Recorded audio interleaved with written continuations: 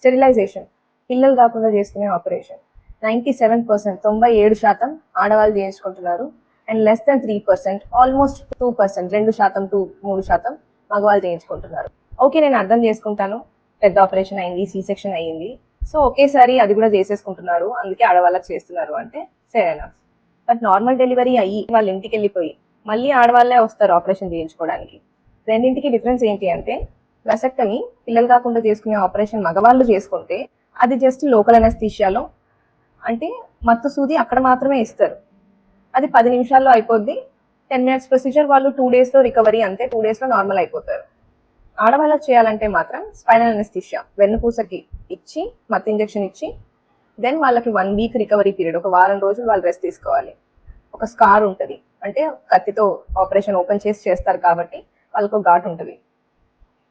అసలు ఏ స్కార్ లేకుండా just 10 minutesలో procedure అయిపోతుంది, లోకల్ అనస్థీషియాలో అయిపోతుంది అన్నప్పుడు కూడా మగవాళ్ళు ఎవరు ముందుకు రావట్లేదు వెసెక్టమీ చేసుకోవడానికి.